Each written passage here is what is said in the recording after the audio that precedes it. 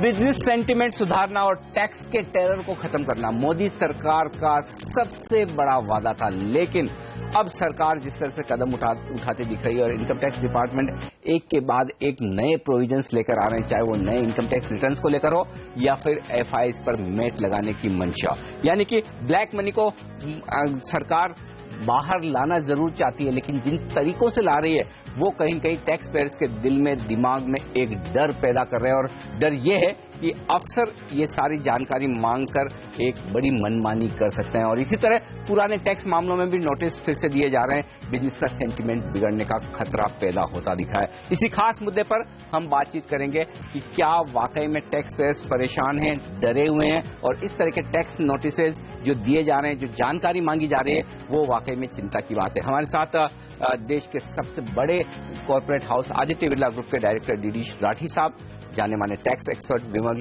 पूनमिया जी और साथ ही जे सागर एसोसिएट्स के सुनील जैन साहब हमारे साथ कार्यक्रम में शामिल हो रहे हैं और उसके साथ ही international tax expert T P Oswal से भी हम बात करेंगे इन पूरे मुद्दों पर। सबसे पहले राठी साहब, शुरुआत आपके साथ करना चाहता हूं। इस सरकार ने शुरुआत से ही कहा था कि हम ब्लैक मनी को बाहर लाना चाहते हैं। लाइए, अच्छी बात है, ब्लैक मनी बाहर आए, इसमें किसी को कोई हर्ज नहीं, लेकिन एक आम टैक्स पेयर से जिस तरह से इंफॉर्मेशन मांगी जा रही है और जिस तरह से वो डर रहे हैं, जिस तरह से सरकार बात कर रही है, क्या वाकई में सबसे बड़ा डर यही कि इंफॉर्मेशन के नाम पर टैक्स पेयर्स को डराया जाएगा?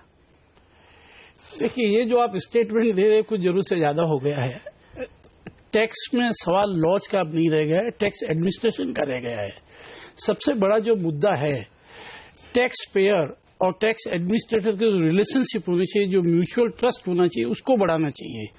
आपने जैसा ठीक कहा कि भी टैक्स की जानकारी मांग रहे हैं, ये सरकार का हक है टैक्स को, और अपने इस बात से डिनाई नहीं कर सकते कि देश में बहुत काफी ब्लैक मनी है और जो जितनी भी ब्लैक मनी है ऑनेस्ट टैक्स पेयर के ऊपर एक बहुत बड़ा बर्डन है, क्योंकि जो टैक्स वहां से कलेक्ट नहीं होता और टैक्स रेट इंक्रीज होकर दूसरे पे लगता है। सो मैं इस बात से जरा भी मतलब असहमत नहीं हूं कि टैक्स पेयर से पूरी इंक्वायरी जो गवर्नमेंट उचित समझे वो लेनी चाहिए, लेकिन जो मेरा सबसे बड़ा डर है, जो हर टैक्स पेयर का डर है कि इस इंक्वायरी का उपयोग कैसे होगा। इट शुड नॉट, ये नहीं होना चाहिए कि एक इंक्वायरी मांगी फिर उसके बाद दूसरा नोटिस आएगा इसके आगे और दीजिए। आपने बैंक अकाउंट की डिटेल मांगी, कोई बात नहीं है, बैंक के नंबर तो ऐसे भी रहते ही हैं, I can not have any quarrel on the subject.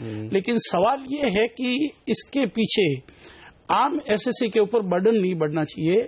उसको इन्फॉर्मेशन देनी है, उसको एक्सपर्ट हायर करने पड़ेंगे, उसको बहुत सारी डिटेल बनानी पड़ेगी, फिर उसकी फॉलोअप डिटेल आएगी।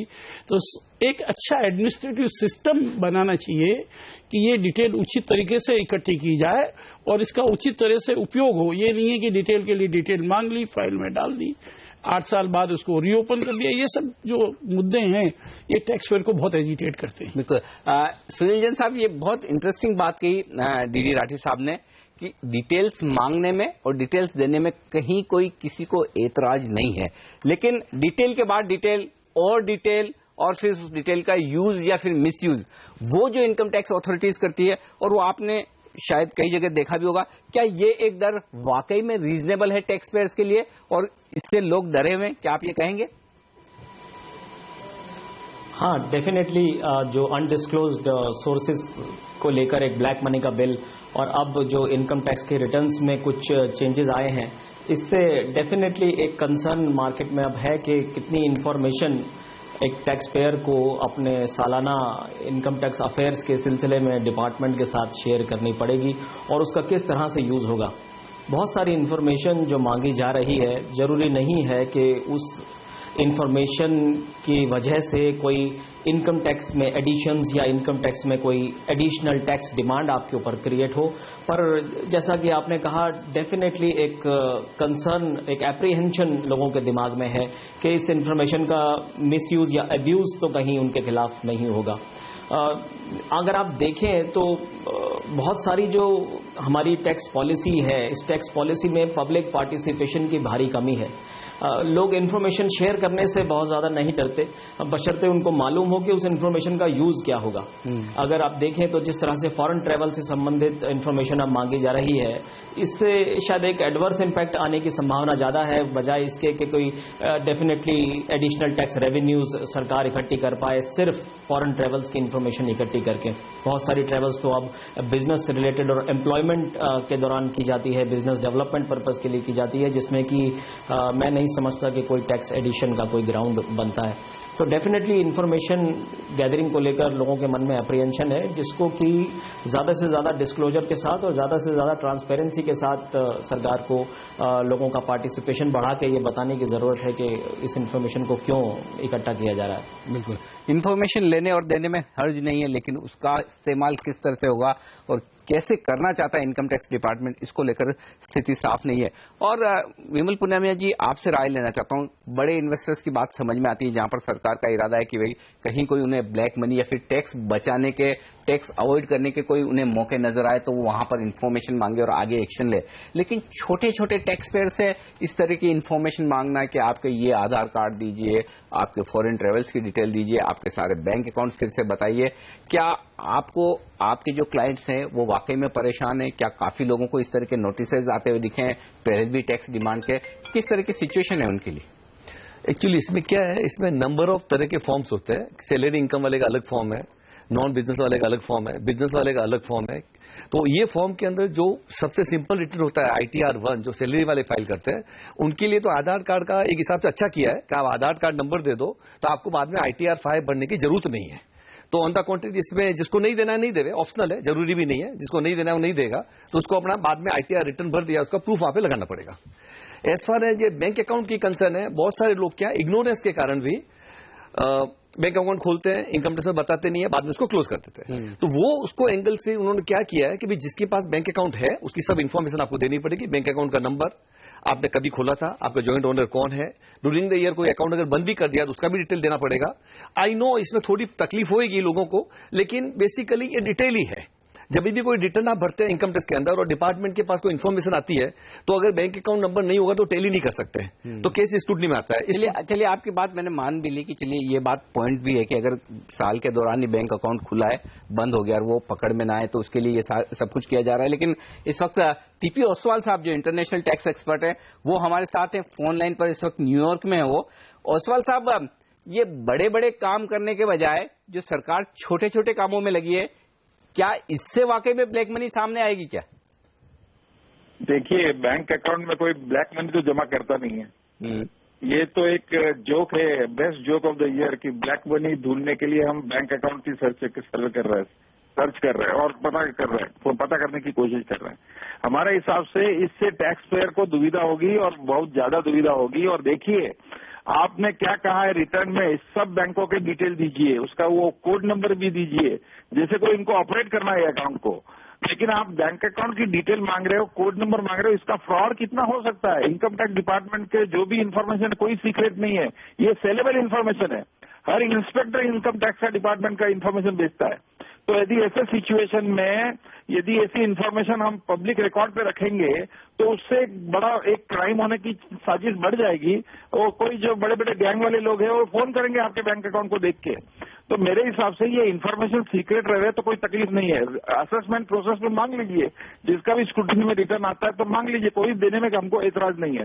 परंतु ये डिटेल इस तरह से लोगों से मांगना, और वो जहां सिक्योरिटी क्लियर कट नहीं है, जैसे अमेरिका में मांगते हैं यही इन्फॉर्मेशन, यहाँ तो क्लियर कट सिक्योरिटी आप ब्रीच कर दीजिए, ह्यूमन राइट्स का वायलेशन का चार्ज बन जाएगा गवर्नमेंट पे। पर हमारे यहाँ तो कोई ह्यूमन राइट वायलेशन का कोई जैसा रूल ही नहीं है ना। हर आदमी हर डेली वायलेशन करता है। और इसलिए कि हमारे हिसाब से ऐसी इन्फॉर्मेशन पहले एक एटमॉस्फियर क्रिएट करिए, अच्छा एटमॉस्फियर, उस पर ध्यान दीजिए। आप अननेसेसरी लोगों से इन्फॉर्मेशन मांग रहे हो और जबरदस्ती हर आदमी से मांग रहे हो, तो मेरे हिसाब से इससे कोई बनता नहीं है। और जो particularly salaried class of employees, हमारे हिसाब से ये ITR के 5 फॉर्म आप यदि कंप्यूटराइज रिटर्न कर रहे हो तो एक ही रिटर्न रखिए और रिस्पेक्टिव। अभी यदि मैंने कोड नंबर डाल दिया, मैं इंडिविजुअल हूँ, नॉन रेसिडेंट हूँ या रेसिडेंट हूँ, तो रिलेवेंट इन्फॉर्मेशन आ जानी चाहिए, बाकी सब इन्फॉर्मेशन नहीं दिखनी चाहिए। तो 5 ITR कंफ्यूजन क्रिएट क्यों कर रहे हो लोगों को, 5 या 6 ITR? सरल फॉर्म जो बनाया गया है सैलरीड एम्प्लॉइज के लिए, यदि आपने फॉरेन ट्रेवल कर ली तो वो फॉर्म नंबर 1 सरल फॉर्म नहीं लगेगा आपको, अभी आपको फॉर्म 2 नंबर फॉर्म भरना पड़ेगा। तो ये फॉरेन ट्रेवल की इंफॉर्मेशन मांगना, बैंक अकाउंट की डिटेल्स टैक्स पेयर से मांगना, बैंक अकाउंट कितने हैं ये लिख दीजिए ना, हम लिख देंगे, साल में कब खोला था, साल में कब बंद किया था, वो भी बता देंगे। ये इंफॉर्मेशन गवर्नमेंट ऑफ इंडिया के पास ऑलरेडी है। Government of India 360 degree mapping कर रही है, इनकम टैक्स डिपार्टमेंट ही कर रहा है दिल्ली में बैठ के, तो फिर ये इंफॉर्मेशन एडिशनली क्यों चाहिए। और अब देखिए, अभी एक कर्नाटका हाईकोर्ट का डिसीजन आया कल, 234E एक फीस लगाई है गवर्नमेंट ने, आपने टीडीएस का रिटर्न डिले कर दिया तो उस पर आप पे फीस लगेगी, और कर्नाटका हाईकोर्ट ने उसको वैलिड माना है। यदि फीस लगेगी रिटर्न पर, गवर्नमेंट का काम मैं कर रहा हूं और गवर्नमेंट कह रही नहीं हम वो लोड हमारे रिकॉर्ड पे ले रहे हैं, इसके लिए हम सर्विस दे रहे हैं, इसलिए फीस लगेगी आपको। तो गवर्नमेंट का ये सब काम गवर्नमेंट का है, रिटर्न में जो डिटेल मैं भर रहा हूं तो उसके लिए मुझे फीस का रिबेट दीजिए। यदि ऐसी इन्फॉर्मेशन आप मांग रहे हो, जो आदमी प्रॉम्प्टली इन्फॉर्मेशन देगा उसको रिबेट दे देंगे 3% 2% टैक्स में से, तो एक इंसेंटिव है, आदमी को भरेगा इन्फॉर्मेशन।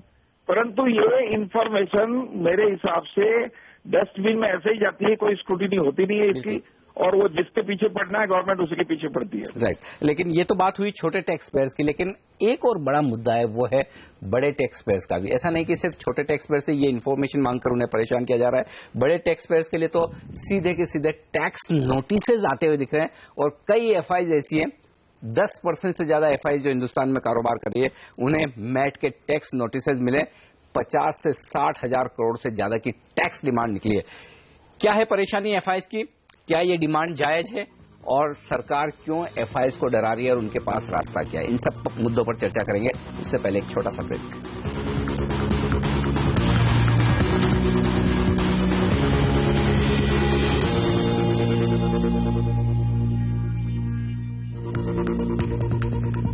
टैक्स के मुद्दों पर भारी कंफ्यूजन, सरकार एक और जहां ब्लैक मनी को बाहर लाना चाहती है, वहीं इनकम टैक्स डिपार्टमेंट को अथॉरिटी देकर ज्यादा से ज्यादा इंफॉर्मेशन जो मांगी जा रही है, उससे न सिर्फ छोटे टैक्स पेयर्स नाराज हैं बल्कि एफआईएस भी नाखुश है। हमारे साथ है एक्सपर्ट्स का एक दमदार पैनल, डीडी राठी साहब, विमल पूनमिया जी, सुनील जैन और टीपी ओसवाल साहब। आप सबका स्वागत है एक बार फिर से ब्रेक के बाद। सुनील जी, जो कुछ एफआईएस से मांगा जा रहा है, एक किसी कॉर्पोरेट ने एडवांस रूलिंग से एक ओपिनियन लेने की कोशिश की, वो उनके फेवर में नहीं आई, और अब उसको लो बनाकर इनकम टैक्स डिपार्टमेंट सारे एफआईएस को नोटिस ठोक रहे हैं कि आपको मैट देना होगा। जायज है क्या ये? देखिए, सरकार का बहुत सारा टैक्स कलेक्शन जो है वो टीडीएस जो हर पेमेंट पे कटता है, और मिनिमम अल्टरनेटिव टैक्स, यानी अगर आपके पास कंपनी लॉ में प्रॉफिट है और इनकम टैक्स लॉ के अनुसार जो बैलेंस शीट बनाई है उसमें एडिक्वेट प्रॉफिट नहीं है, तो भी आपको 20% टैक्स कैलकुलेट करके सरकार को देना है। वो मिनिमम अल्टरनेटिव टैक्स हर कंपनी को इंडिया में देना होता है। और जिस तरह से कंपनी को हमारे यहाँ डिफाइन किया गया है, उसमें एक डोमेस्टिक कंपनी और फॉरेन कंपनी दोनों आती हैं, वो चीज़ हमें समझ में आती है, और उसी तरह की प्रिंसिपल्स जो है एडवांस रूलिंग से भी निकल के आते हैं। लेकिन इस टैक्स को अब पिछले बीते हुए सालों के लिए उस टैक्स को एफआईआई से कलेक्ट करना, और इतनी सारी डिमांड जो हम सुनते हैं कि 35-40 हजार करोड़ रुपए की अब बात चल रही है, उस तरह की डिमांड क्रिएट करके एक पैनिक जो अब मार्केट में इस वक्त क्रिएट हो गया है, और पिछले 10 सालों का अगर आप रिकॉर्ड देखें तो मुझे नहीं ध्यान पड़ता कि कौन सी ऐसी मेजर कंट्रोवर्सी रही है या कौन सा ऐसा टैक्स का इतना पेचीदा एरिया रहा है जहां से सक्सेसफुली सरकार ने इतना सारा टैक्स रिकवर कर लिया हो कोई कंट्रोवर्सी क्रिएट करके। निश्चित रूप से अगर इतनी सारी डिमांड क्रिएट होगी तो जो एफआईआईज हैं, एफपीआईज हैं, उनको एडिक्वेट लीगल रिप्रेजेंटेशन देना होगा, और वो डेफिनेटली लिटिगेशन में जाएंगे रादर देन टैक्स पे करने की बजाय। बिल्कुल। तो इससे जो अनसर्टेनिटी का माहौल है वो बहुत ज्यादा बढ़ेगा। ओसवाल साहब से इसी मुद्दे पर मैं राय लेना चाहता हूं। ओसवाल साहब, जब एक और सरकार ये कह रही कि हम अगले साल से एफआईएस पर मैट नहीं लगाएंगे, तो फिर किसी एक एडवांस रूलिंग का डिसीजन, जो वो भी सरकार नहीं गई थी या इनकम टैक्स डिपार्टमेंट नहीं गया था, एडवांस रूलिंग में कोई एक एसएससी गया था, उनके खिलाफ डिसीजन आ गया, उसको बेस बनाकर और ये कहना कि हम टैक्स हेवन नहीं है, अगर आपने कमाई की है तो टैक्स देना ही पड़ेगा, इस तरह का जो मैसेज हम दे रहे हैं, क्या आपको नहीं लगता कि वोडाफोन वाले मामले में जो सरकार ने पहल करके एक अच्छा माहौल बनाने की कोशिश की थी, वो सबकी सब बेकार हो गई अब? बिल्कुल सही है, आप 100% सही कह रहे हो।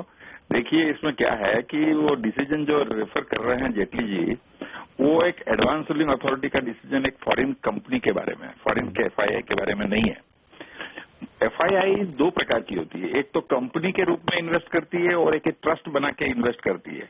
ये मैट का कायदा सिर्फ कंपनियों को लागू होता है, ट्रस्ट को तो लगता ही नहीं है। तो लेकिन ये तो मानने को तैयार ही नहीं। आप FII है तो सभी FII को नोटिस ठोक दिए इन्होंने। तो इसके हिसाब से ये तो ज्यादती हो रही है। और दूसरी बात, जब ये कानून इंट्रोड्यूस किया था इंडिया में, सुनील जी ठीक कह रहे थे कि कोई प्रकार का डिस्टिंक्शन रखा नहीं है फॉरेन कंपनीज और डोमेस्टिक कंपनी में, लेकिन कंपनीज एक्ट में प्रोविजन फॉरेन कंपनीज जिसका ऑपरेशन इंडिया में बिल्कुल भी नहीं है, उनको कोई अकाउंट्स रखने की जवाबदारी और जिम्मेवारी नहीं है इंडिया में। और यदि कोई इन्वेस्टर, कोई फॉरेनर इंडिया में निवेश करता है और उसके फॉरेन इन्वेस्टमेंट का कोई सिर्फ ब्यौरा रखता है, लेकिन बुक्स ऑफ अकाउंट्स नहीं मेंटेन करता है और एक वो आइसोलेटेड एक्टिविटी नहीं है सपोज, तो वो कैसे अपना foreign profit and loss account बना के देगा? यदि वो बना ही नहीं सकता है तो FII पे टैक्स कैसे लग सकता है? यदि फॉरेन FIIs इंडिया में अकाउंट्स ही नहीं बनाती है, जिसका कोई जरूरत भी नहीं उनको, तो मेरे हिसाब से उनको मैट तो लगना ही नहीं चाहिए। बेसिक फंडामेंटल कंडीशन लॉ में ऐसी है, बुक प्रॉफिट यदि आपका टैक्सेबल प्रॉफिट से ज्यादा है तो आपको मैट लगेगा। सब फंडामेंटल प्रीमाइसेस वहां ये है कि बुक प्रॉफिट होना चाहिए, लेकिन बुक्स में प्रॉफिट एंड लॉस अकाउंट ही बनाने की जरूरत नहीं है, तो फिर बुक का प्रॉफिट कहां से? 6 ही अप्लाई नहीं होती तो फिर कहां से बुक प्रॉफिट आया? ये मुद्दा सही है। लेकिन राठी साहब, मैं सरकार की तरफ से एक आर्ग्यूमेंट रखना चाहता हूं, या इनकम टैक्स डिपार्टमेंट की तरफ से, अगर आपकी आय हुई है, आपको टैक्स भरना है, अगर लीगली टैक्स भरना है, तो फिर किसी को कोई इन्फॉर्मेशन देने में दिक्कत क्या है? देनी चाहिए। अगर इनकम टैक्स डिपार्टमेंट या सरकार फिर इन्फॉर्मेशन मांग रही तो गलत क्या है उसमें? नहीं, आप MAT की बात कर रहे हैं, इन्फॉर्मेशन की बात? दोनों ही तरीके से, चाहे वो मैट वाला मामला हो जिसमें सरकार कह रही कि हम आगे की डेट से नहीं मांगेंगे, पीछे की डेट में अगर इनकम हुई तो देना बनता है क्योंकि रूल ये है, चाहे वो इन्फॉर्मेशन का मामला हो जहां सरकार और एडिशनल इन्फॉर्मेशन मांग रही है टैक्स पेयर से। नहीं, टैक्स पेयर से इन्फॉर्मेशन मांगे, इसमें कोई प्रॉब्लम नहीं है, लेकिन आप एक कायदा बनाए कि इन्फॉर्मेशन चाहिए, उसके एक रेशनल बनाइए। क्या ये मैटर जो रिटर्न अमेंड हो रहा है, इसका बहुत बड़ा इम्प्लीकेशन है, तो आप किसी से कंसल्टेटिव फॉर्मेट क्यों नहीं यूज करें? जो आपका गवर्नमेंट का डिक्लेयर्ड ये है, मैं सरकार के अगेंस्ट पे नहीं बोल रहा हूं, मैं बिल्कुल मानता हूं कि सरकार का ये हक बनता है कि इन्फॉर्मेशन मांगे। मैं सिर्फ ये आर्ग्यू कर रहा हूं कि इन्फॉर्मेशन जितनी जरूरत हो उतनी ली जाए और उस इन्फॉर्मेशन का वही यूज हो जो इंटेंडेड यूज है। अब इसका ये नहीं होना चाहिए कि उसके कई सारे नोटिस आ जाएंगे रिटर्न फाइल करने के लिए, मतलब ज्यादा एक्स्ट्रा स्क्रूटनी में चले जाएंगे असेसमेंट, जिनका कोई पर्पज हल नहीं होगा। तो इस मुद्दे को और तरह से भी हैंडल किया जा सकता है। आपको टैक्स में जो रिटर्न में डिटेल चाहिए तो उसी की चाहिए ना, कि जिसका आप स्क्रूटनी करेंगे तो आप ले लीजिए उस समय में। अच्छा, दूसरा ये है कि जो एक बहुत अच्छा प्रश्न उठाया गया था कि जॉइंट अकाउंट का क्या होना चाहिए। अब देखिए, ये बड़ी मैस क्रिएट होने वाली है। मुझे म्यूचुअल फंड की इन्फॉर्मेशन जब AR में जाती है तो मैंने देखा है कि लोगों ने अपने सारे अकाउंट बंद किए हैं जो जॉइंट अकाउंट से, क्योंकि एक इन्फॉर्मेशन 3 अकाउंट में अपीयर हो रही है। इसको हम लोगों ने बोला भी था कि साहब इससे कंफ्यूजन होगा, आप सिर्फ बेनिफिशियल ओनर के अकाउंट में इन्फॉर्मेशन लीजिए। नहीं हुआ, यही अब जॉइंट अकाउंट में होगा तो होगा क्या कि there will be a plethora of information, बहुत सारी इन्फॉर्मेशन इकट्ठी हो जाएगी, उसका जो इंटेंडेड यूज है वो नहीं होगा, और ऐसे ही मतलब जिसको बोलते हैं काइट फ्लाइंग चलती रहेगी कि किसी से कुछ पूछ लिया, किसी से कुछ। पुणे में साहब, चूंकि आप छोटे कारोबारियों और इस तरह के बिजनेसमैन को काफी टैक्स कंसल्टेंसी देते हैं, क्या वाकई में उनमें बड़ा डर है? क्योंकि ऐसा सुनने में आता है कि कई बड़े पैमाने पर उनको नोटिस जारी हुए हैं, सर्चेज होती है, सीजर्स होते हैं, तो क्या जो एक ऐसा लग रहा था कि ये सरकार आने के बाद टैक्स टेरर खत्म होगा, सरकार ने शुरुआत में इंटेंशन भी दिखाए थे, उसके विपरीत अब टैक्स कंप्लायंस को लेकर जो कुछ भी एक्शन है वो ज्यादा होता हुआ दिख रहा है? कंप्लायंसेस ऑफकोर्स बढ़ गए हैं, कंप्लायंसेस बढ़े हैं, व्यापारी का टाइम बहुत जा रहा है इसमें, लेकिन सबसे टारगेट आप देखोगे पहले 20-30% के स्क्रूटनी में आते थे, व्यापारी का बहुत टाइम इसमें जाता था, करप्शन काफी बढ़ जाता था, तो वो अवॉइड करने के लिए इन्होंने इंफॉर्मेशन ली है। तो इंफॉर्मेशन लेने से क्या होता है, उनके पास ऑलरेडी इंफॉर्मेशन है। इन्फॉर्मेशन लेने में कोई प्रॉब्लम नहीं है, व्यापारी को इन्फॉर्मेशन देने में भी प्रॉब्लम नहीं है, बट प्रॉब्लम क्या होता है, जैसे ओसवाल जी ने भी राइटली कहा कि डिपार्टमेंट के पास अकाउंटेबिलिटी नहीं है, तो उनको खाली एक अकाउंटेबिलिटी आनी चाहिए इसके अंदर, और एक बार अकाउंटेबिलिटी आ गई और इन्फॉर्मेशन उनके पास आती है तो मेरे ख्याल से इसमें नथिंग रॉन्ग एक्चुअली। बिल्कुल, अकाउंटेबिलिटी का बड़ा सवाल है, लेकिन वो तो इनकम टैक्स डिपार्टमेंट में है नहीं। ओसवाल साहब, अब इसका सिंपल आखिरी सवाल आपसे मैं जो लेना चाहता हूं वो ये है कि क्या जिस तरह का माहौल पिछले 3-4 दिनों से बाजार में दिख रहा है, एफआईज इस मामले को अब बहुत सीरियसली ले रहे हैं, क्योंकि अगर 100 एफआईज को टैक्स नोटिसेस गए, और ये भी समझा जा रहा है कि कुछ ऐसी एफआईज को भी टैक्स नोटिसेस गए जो कि टैक्स हेवन से या फिर जहां पर टैक्स ट्रीटी है हिंदुस्तान की उन देशों के साथ, वहां से जो एफआईज आई उनको भी नोटिसेस गए, इस तरह की बातें जो हो रही है, क्या लगता है अब इसमें जो कुछ भी सरकार को अचानक से फिर से ये एक्शन लेना पड़ा कि हम जो डिटेल मांग रहे हैं इस पर विचार करेंगे, मैट पर देखना पड़ेगा क्या होता है, क्या एक अब सरकार को सोच समझकर किस तरह का फैसला इस मामले में लेने की जरूरत है? देखिए, पहली बात तो ये है कि आप जो रिटर्न के बारे में पूछ रहे थे सवाल, और उसमें ये है कि ये रिटर्न रेट्रोस्पेक्टिव अमेंडमेंट किया गया है। 15 अप्रैल को कहा गया है कि लास्ट ईयर के रिटर्न्स में आपको ये फॉरेन ट्रैवल की डिटेल, बैंक अकाउंट की डिटेल देनी पड़ेगी। अब ये माहौल यदि आप फ्यूचर में बोलोगे अगले साल के लिए बना के रखिए, तो इस साल से हम बनाएंगे। अब कई कंपनियों में एम्प्लॉइज, ये सॉफ्टवेयर सेक्टर का एक एग्जाम्पल ले लीजिए, आदमी कंपनियां चेंज करते रहता है, वो ट्रैवल करते रहता है विदेशों में सॉफ्टवेयर डेवलप के लिए, तो पुराने एम्प्लॉयर से डिटेल लेनी पड़ेगी, मैं कहाँ गया था, उसका खर्चा कितना है दीजिए, कहाँ मैं रहा था ये बताइए आप सब मुझे। वो एम्प्लॉयर देगा नहीं, उसके को रिलेशन अच्छे नहीं होंगे। तो इसके कारण ये ऐसी इंफॉर्मेशन मांगना ट्रैवलर्स की और फॉरेन ट्रैवल की वगैरह, तो आप प्रोस्पेक्टिव मांगिए, अगले साल से मांगिए, लोग दे देंगे, कोई तकलीफ नहीं है। बट ये रेट्रोस्पेक्टिव अप्लाई करना एक गलत बात है। दूसरी बात, आपने जो सवाल पूछा था एफआईआई के ऊपर, एफआईआई के ऊपर ये टैक्स जो लगाया है उसके हिसाब से, मेरे हिसाब से ये बिल्कुल बेबुनियाद है। और यदि गवर्नमेंट की मंशा ये है कि इस पे टैक्स लगाया जाए तो उनको कह देना चाहिए टैक्स लगेगा, लेकिन रेट्रोस्पेक्टिवली आपने जो इस साल प्रोस्पेक्टिव अमेंडमेंट किया है, पहले बात तो ये अमेंडमेंट की जरूरत भी नहीं थी क्योंकि उस पर टैक्स लगता ही नहीं था। तो आपने ये अमेंडमेंट करने के कारण ये प्रॉब्लम्स क्रिएट हो गए। टैक्स ऑफिसर समझता है कि अमेंडमेंट प्रोस्पेक्टिव है, रेट्रोस्पेक्टिव नहीं है, इसका मतलब पहले टैक्स लगना चाहिए था। मैंने आपको पहले ही कहा एफआईआई पे टैक्स लग नहीं सकता है क्योंकि वो कंपनी लॉ के हिसाब से उनको अकाउंट्स बनाने की यहाँ जरूरत नहीं। तो यदि इस तरह से एटमॉस्फेयर खराब करने का तो 2 मिनट लगता है, एटमॉस्फेयर बनाने के लिए इनको 1 साल लगा वोडाफोन का डिसीजन एक्सेप्ट करके, बट ये खराब करने के लिए इनको 15 दिन भी नहीं लगेंगे। बिल्कुल, तो चाहे टैक्स पेयर्स हो या फिर इंडस्ट्री के दिग्गज या फिर टैक्स कंसल्टेंट्स, सबका ये मानना है कि सरकार जिस तरह से कदम उठा रही है ब्लैक मनी को बाहर निकालने के लिए, उसमें कहीं कोई दिक्कत नहीं। इन्फॉर्मेशन मांगे उसमें भी कहीं दिक्कत नहीं, लेकिन उस इन्फॉर्मेशन को मांगने के पीछे, उसका इस्तेमाल करने के पीछे एक सही कारण होना चाहिए और इनकम टैक्स डिपार्टमेंट उस इन्फॉर्मेशन का मिसयूज न करे और गलत नोटिसेस इनकम टैक्स पेयर्स को न टिकाए, ये बेहद जरूरी है और इस दिशा में सरकार को कदम उठाना बहुत जरूरी है। और दूसरी बात, पुरानी तारीख से रेट्रोस्पेक्टिव तरीके से जो कुछ भी इन्फॉर्मेशन मांगी जाती है वो ज्यादा चिंता की बात है। उम्मीद की जाए कि सरकार इन मामलों पर बहुत जल्दी अपनी सफाई देती हुई दिखेगी ताकि जो टैक्स टेररिज्म का एक माहौल फिर से देश में बनता हुआ दिख रहा है उससे बचा जा सके। डीडी राठी साहब, विमल पूनमिया जी, सुनील जैन साहब और टीपी ओसवाल साहब, आप सबका बहुत बहुत शुक्रिया है इस खास चर्चा में आज हमारे साथ अपनी राय शेयर करने के लिए। और इस खास शो में मुझे दीजिए इजाजत, बने रहिए हमारे साथ CNBC आवाज पर। नमस्कार।